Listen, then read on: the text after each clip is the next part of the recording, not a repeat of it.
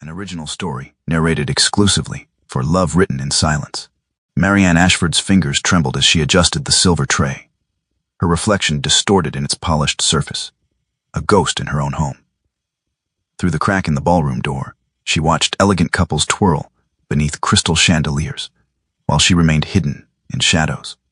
12 years of quiet imprisonment had taught her to move silently, to breathe without disturbing the air, to exist without being seen. The Duke of Wrexham's unexpected arrival sent whispers through the manor.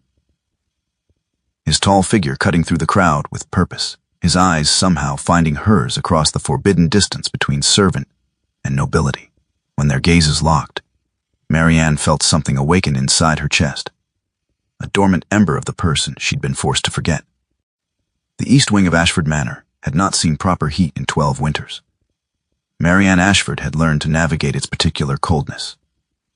Which floorboards creaked, which window rattled in the north wind, which corner of her small room caught the weak winter sunlight for precisely 43 minutes each afternoon.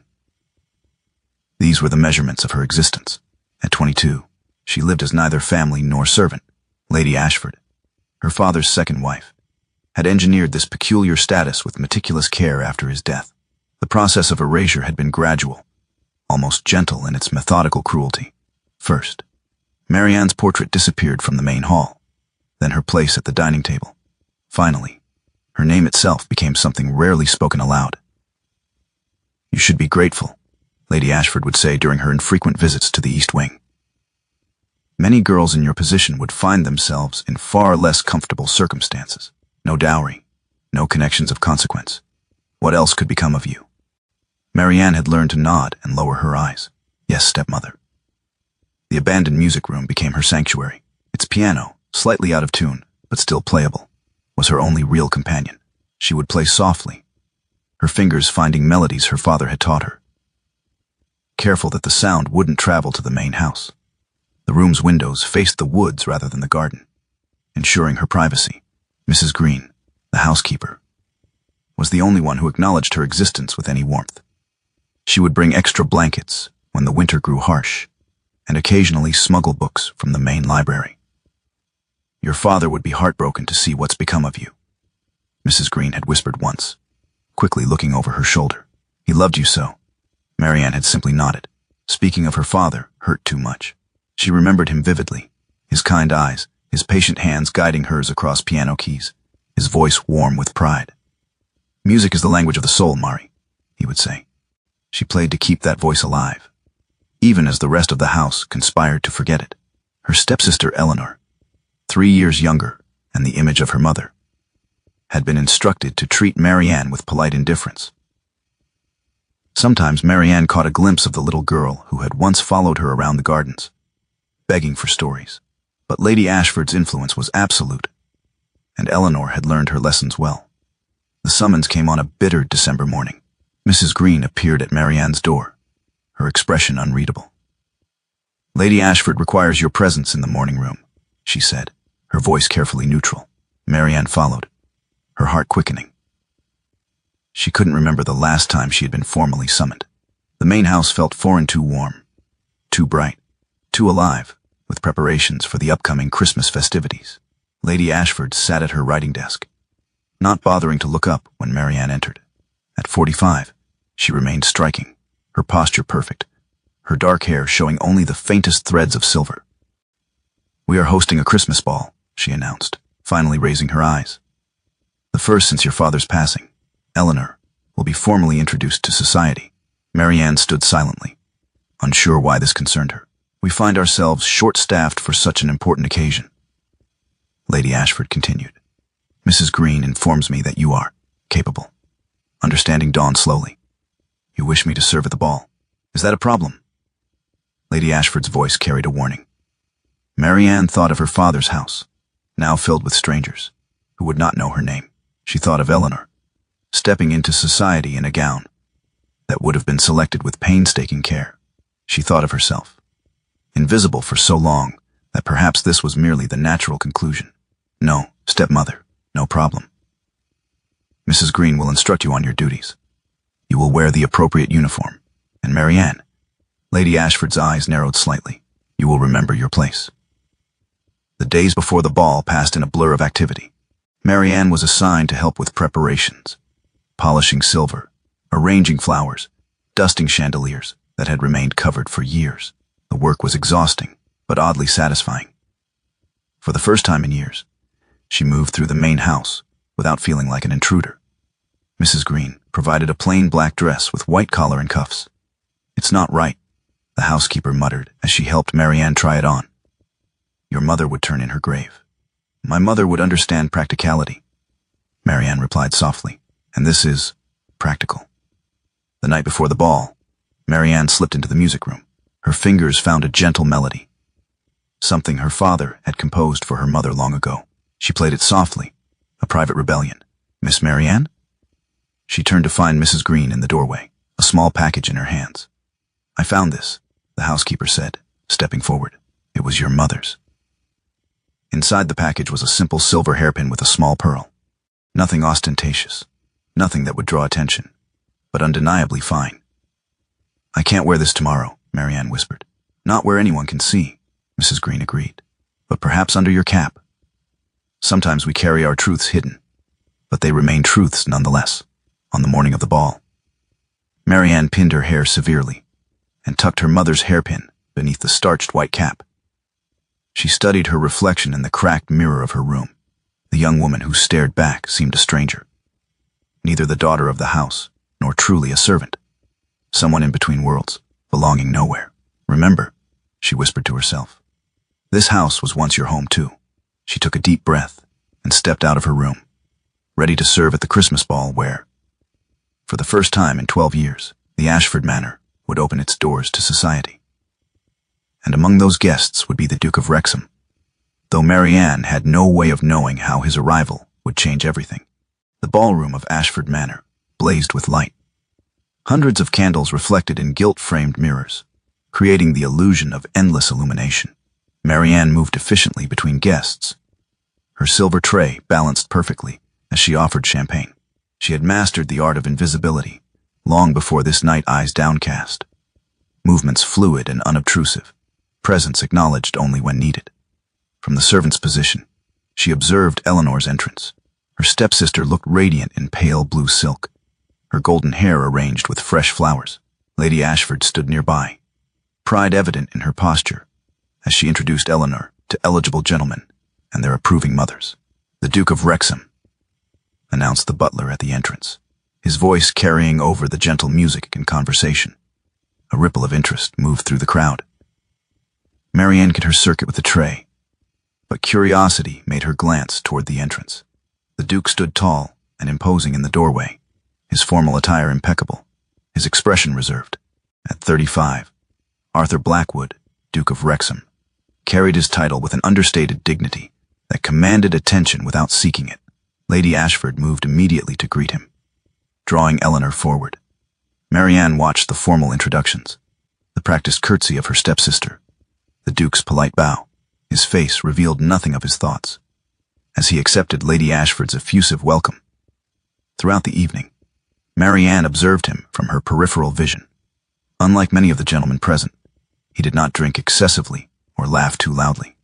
He danced when required, but seemed to prefer conversation in quieter corners. There was something in his manner that suggested he found such gatherings a duty, rather than a pleasure. As the night progressed, Marianne entered the small antechamber adjacent to the ballroom to refresh her tray. She was carefully arranging champagne glasses when she heard the door open behind her. "Pardon me," came a deep voice. "I was seeking a moment's respite." She turned to find the Duke himself, looking slightly apologetic for the intrusion. Up close, his features were more striking, intelligent eyes, a firm mouth that suggested he smiled rarely but genuinely. "Of course, Your Grace," she said, lowering her eyes and preparing to leave.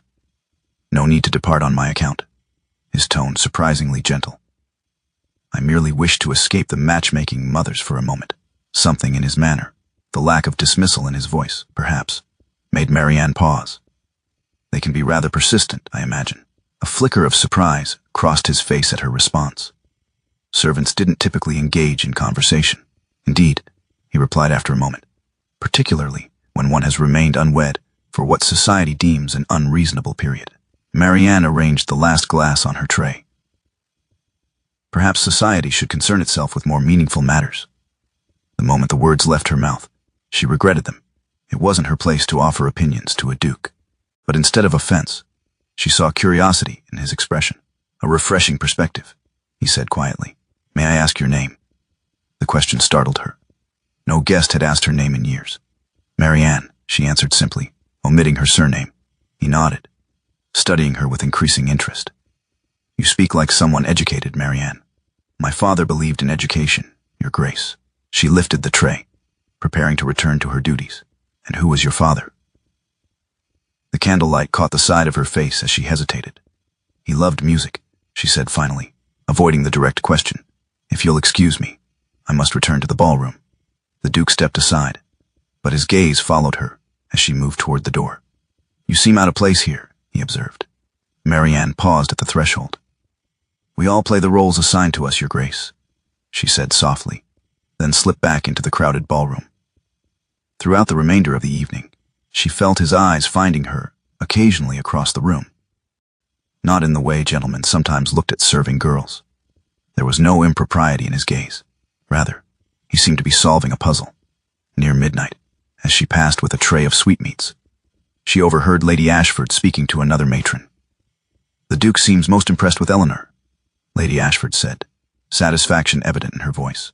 I've invited him to stay a few days. The hunting is excellent, and it will give the young people time to become better acquainted.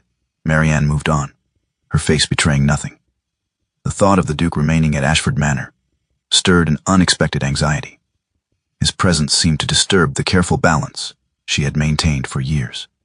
As the ball concluded and guests began to depart, Marianne was clearing abandoned glasses from a window alcove when she felt someone approach. The Duke stood a respectful distance away, his hands clasped behind his back. I understand you'll be staying at Ashford Manor, Your Grace, she said, acknowledging his presence with a small curtsy. News travels quickly below stairs, he observed, not unkindly. Some things are discussed openly, she replied. He studied her for a moment. I find myself curious about this house. Perhaps you might direct me to the library tomorrow? I understand the late Mr. Ashford had an excellent collection. Marianne hesitated. Mrs. Green would be better suited to show you the house, Your Grace. But you know it well, I think.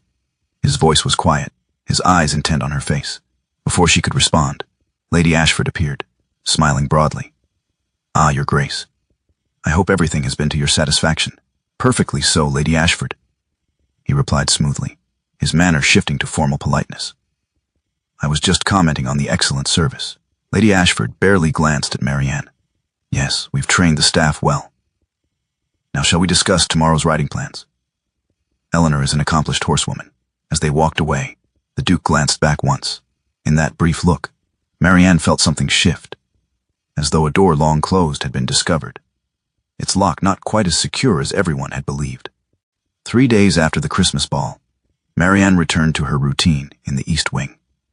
The excitement of the festivities had faded, leaving the house in that peculiar lull between Christmas and the New Year. She had seen nothing of the Duke since that night, though she knew from the servants' conversations that he remained a guest, participating in hunting expeditions and evening card games. She was in the music room, playing softly when she heard footsteps in the corridor. Unfamiliar, measured steps that didn't belong to Mrs. Green, or any of the servants who occasionally ventured into this forgotten part of the house. The door opened without a knock. The Duke of Wrexham stood in the doorway, surprise evident on his face. Forgive me, he said immediately. I was exploring and heard music. Marianne stood quickly, her hands falling from the keys. Your Grace, this wing is seldom used, so I gathered. He remained at the threshold, as if understanding he had intruded on something private.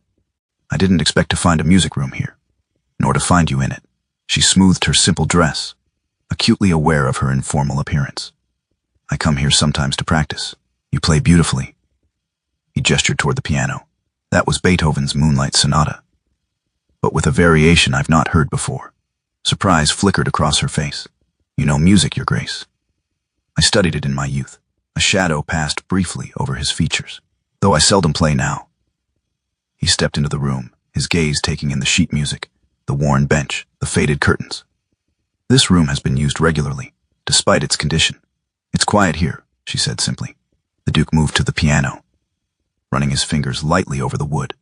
This is a fine instrument, though it needs tuning. Yes, Marianne agreed, watching him carefully. It was my father's. He looked up sharply. Your father's? She hesitated, then decided on truth. Henry Ashford was my father. Understanding dawned in his eyes. You're not a servant. You're Miss Ashford. I was, she corrected quietly. Now I'm simply Marianne. The Duke studied her with new intensity. Lady Ashford introduced only Miss Eleanor as her daughter. Eleanor is her daughter. I am merely her husband's child from his first marriage. Marianne moved toward the window, putting distance between them. After my father died, things changed. You were removed from society, he said, his voice hardening slightly, hidden away. She turned back to him, her chin lifting. I was given accommodation in my father's house. Many in my position would not be so fortunate. Is that what she tells you? The Duke's expression was unreadable. That you should be grateful for being erased? The directness of his question startled her. No one had ever stated her situation so plainly. It doesn't matter what I think, Your Grace. This is how things are. He moved to the piano bench and sat, his fingers hovering over the keys. Would you play that variation again? The one I heard when I entered. The request was so unexpected that Marianne found herself moving to the piano before she could consider the propriety. She stood beside the bench, uncertain. Please, he said, shifting to make room. Show me. She sat carefully, maintaining proper distance, and began to play. The music filled the dusty room, transforming it.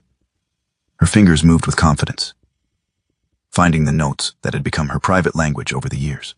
Here, she said softly, reaching the variation. This is where I changed it. The Duke watched her hands intently. It's beautiful. More hopeful than the original. My father always said music should offer hope, even in melancholy. She continued playing, her tension gradually easing. Did your father compose as well as play? He asked. Yes, he left several unfinished pieces. She nodded toward a cabinet in the corner. I've tried to complete some of them over the years.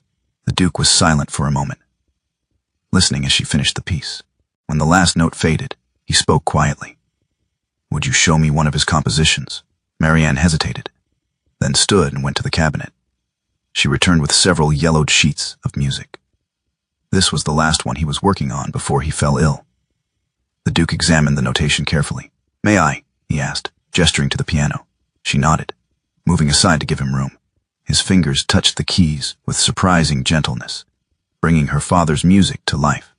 He played with skill and sensitivity, though she could tell it had been some time since he had practiced regularly. It's unfinished, he said when he reached the abrupt ending. Yes. He never had the chance to complete it. Have you tried? She shook her head. That particular piece. I never found the right ending. The Duke studied the music again. It's seeking something. Resolution, but not the obvious kind. Yes, she said, surprised by his insight. That's exactly it. A noise in the corridor made them both look up. Mrs. Green appeared in the doorway, her eyes widening at the sight of them at the piano together. Your Grace, she said, curtsying quickly. Lady Ashford has been looking for you. The hunting party is assembling. Thank you, Mrs. Green. He stood, returning the music to Marianne. Please tell Lady Ashford I'll join them shortly. When Mrs. Green had gone, he turned back to Marianne. I would like to return, if I may. Perhaps we could work on your father's piece together. She looked at him in surprise. That would hardly be appropriate, Your Grace. Arthur, he said quietly. My name is Arthur. Even less appropriate, she replied, though without sharpness. He smiled slightly, the first genuine smile she had seen from him. Music transcends social boundaries, does it not? And I find myself missing it. Marianne considered his words. The idea of sharing music again, of having someone understand this part of her life, was powerfully tempting. If you wish, Your Grace. Tomorrow afternoon, he suggested. I believe the ladies will be making calls, and the gentlemen have planned a shooting expedition that holds little interest for me. She nodded, unable to articulate why this felt both dangerous and necessary. After he left, Marianne remained at the piano, her fingers tracing the keys without pressing them. Mrs. Green returned a few minutes later, her expression troubled. Be careful, child, she said softly. He seems a good man, but... It's only music, Mrs. Green. Marianne assured her, though she wasn't entirely convinced herself. The housekeeper sighed. Your father would be pleased to hear his piano played again. He always said you had his gift for music. Did he? Marianne looked up, hungry for any memory of her father. He said it was the only true light in this house.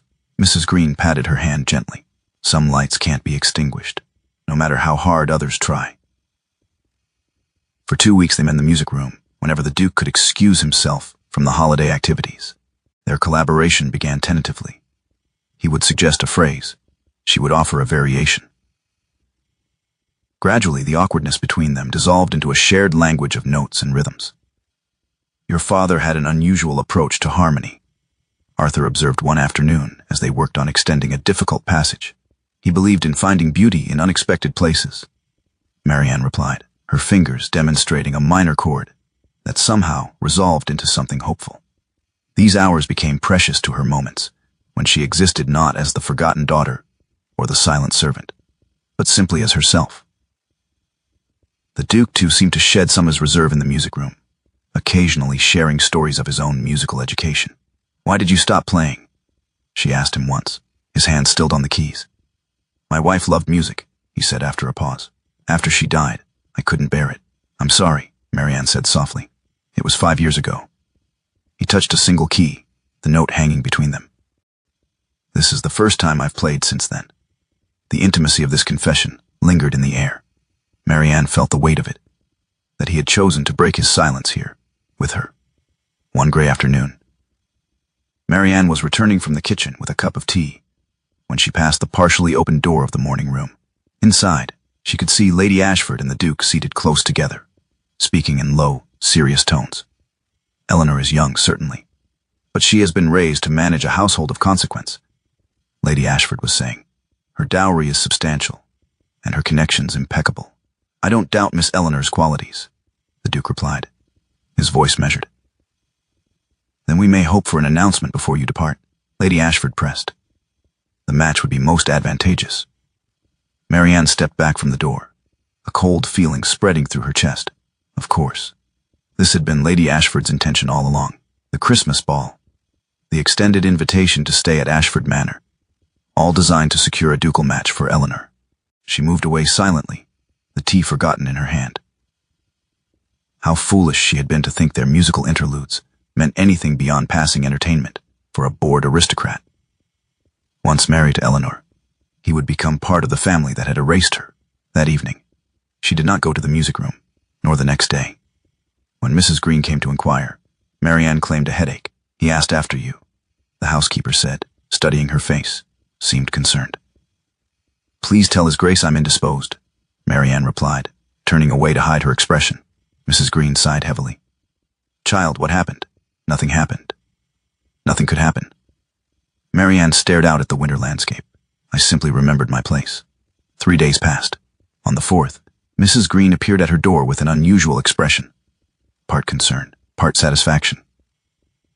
There was quite a scene at breakfast, she reported, settling into the room's single chair. Lady Ashford made some pointed remarks about Eleanor's suitability as a duchess. Marianne tensed, and the Duke very politely but very firmly stated that he has no intention of remarrying at present, and furthermore, he specifically requested that his name not be used to advance any young lady's prospects without his explicit permission. Marianne's hands, which had been mechanically folding linens, stilled. He said that. In front of the entire breakfast party, Mrs. Green's eyes twinkled. Lady Ashford turned quite pale. Relief washed over Marianne, followed immediately by shame.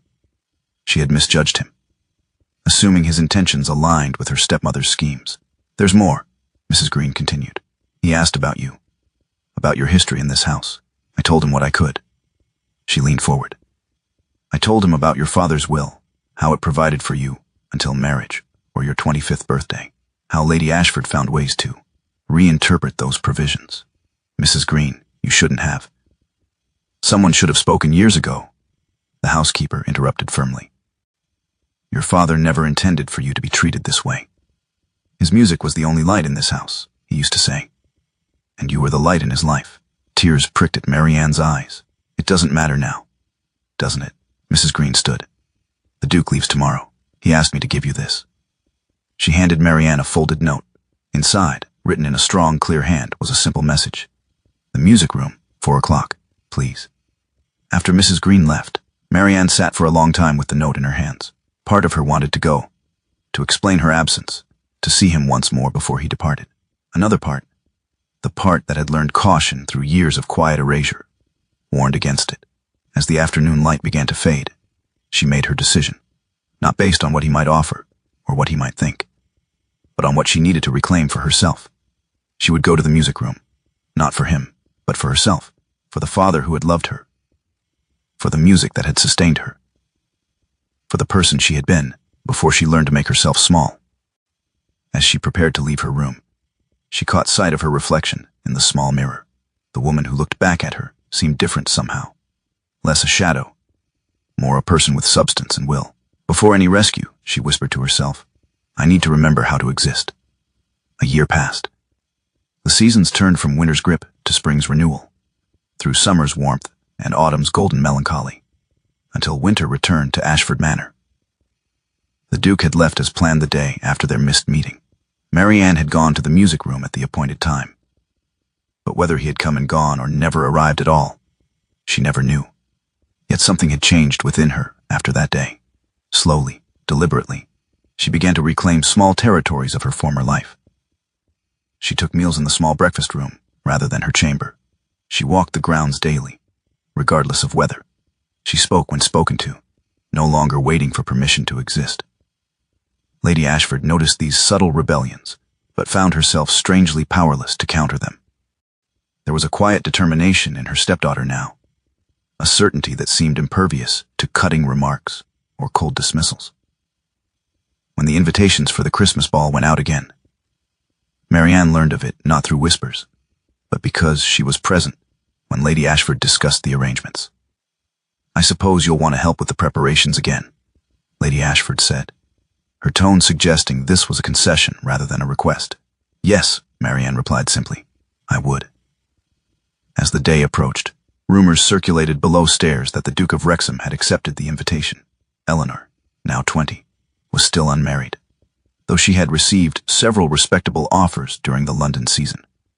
Lady Ashford still has hopes in that direction, Mrs. Green confided to Marianne as they arranged evergreen boughs along the main staircase.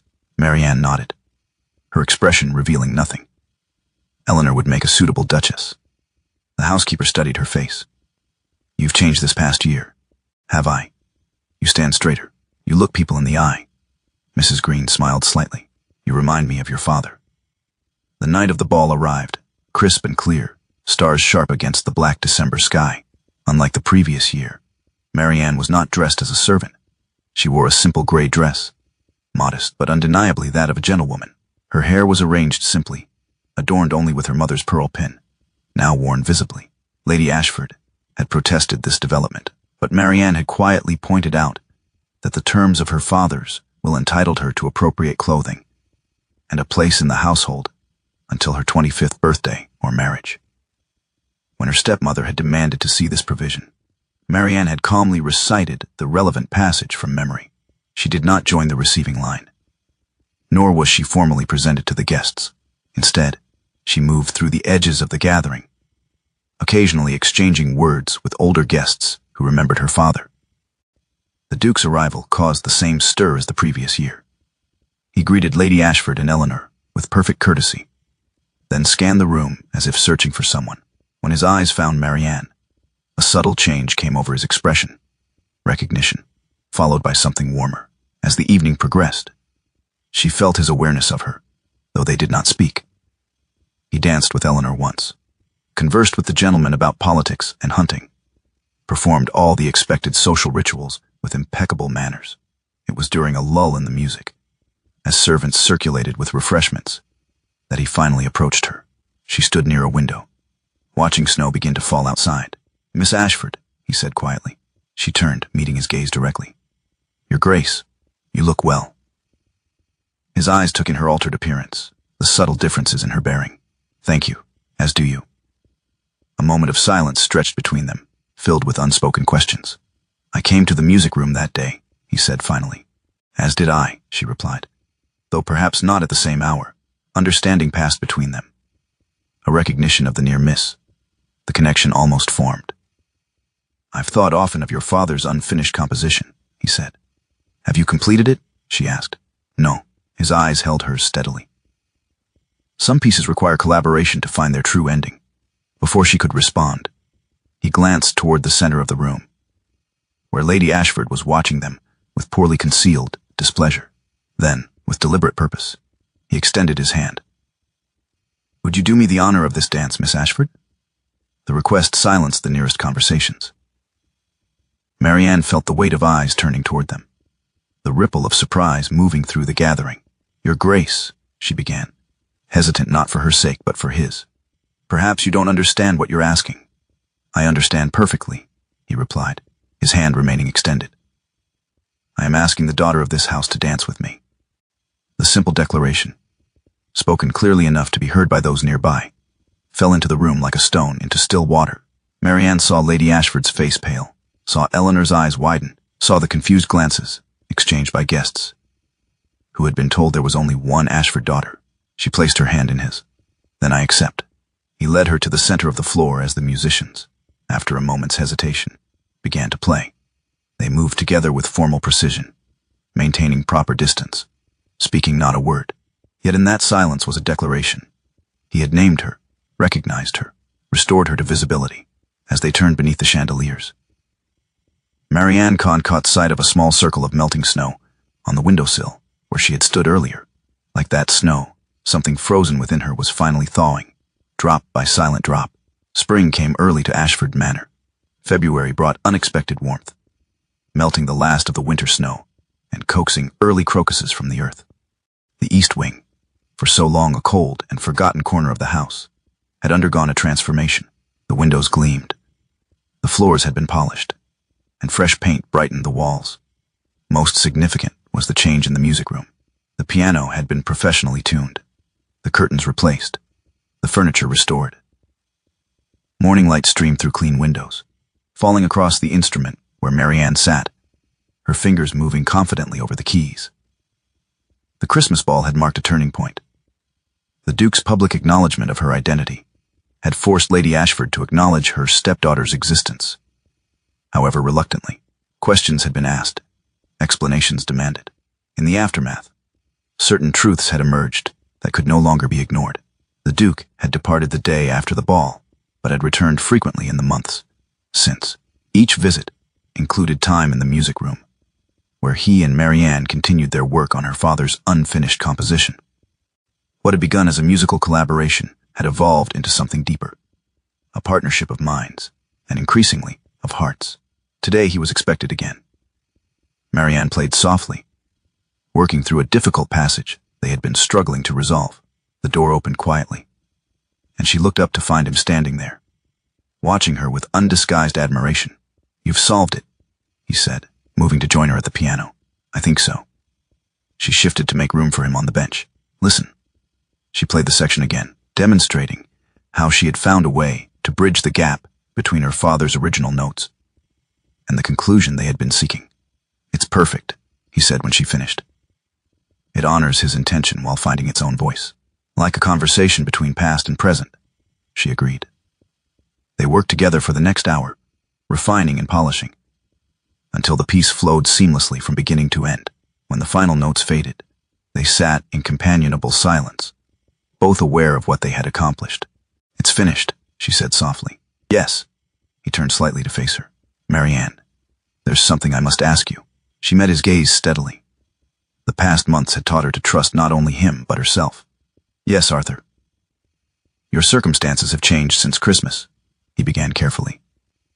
"Lady Ashford has been forced to acknowledge your position.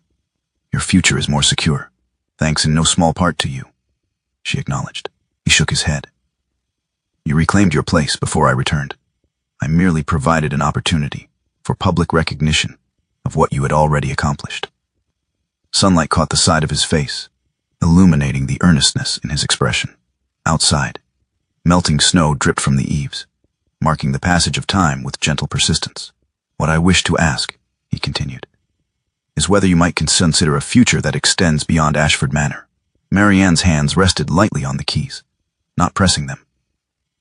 What sort of future do you envision, Arthur? One where you are never again hidden or diminished. He took her hand gently. One where your music and your voice are heard.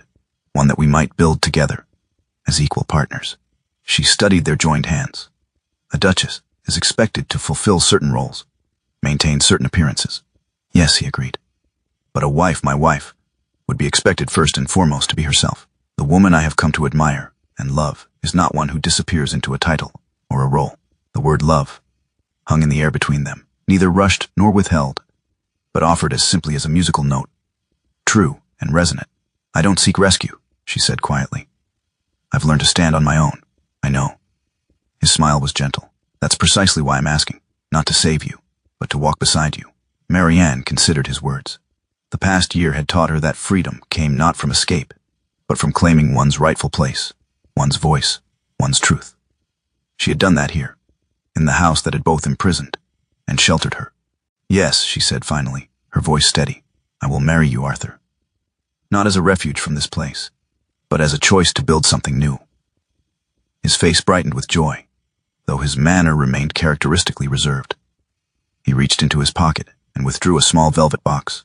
Inside was a ring, not ostentatious, but elegantly crafted, a sapphire surrounded by small diamonds. It was my mother's, he explained as he slipped it onto her finger. Marianne looked down at the ring, then at the completed musical score before them. We should sign it, she said, reaching for a pen. Both of us. He understood immediately. She wrote her name first. Marianne Ashford, in clear, confident script at the bottom of the final page. He added his own beside hers. Arthur Blackwood. A true collaboration, he said, looking at their names side by side. Through the window, they could see the last of the winter snow melting in the garden, making way for new growth. The light caught the edge of the paper, illuminating their signatures and the music they had created together. A composition begun in one life and completed in another, bridging past and future, with notes that spoke of both loss and renewal. In that moment of quiet completion, Marianne understood that her father had been right. Music was indeed the language of the soul, and some melodies, once started, would always find their way to their proper ending.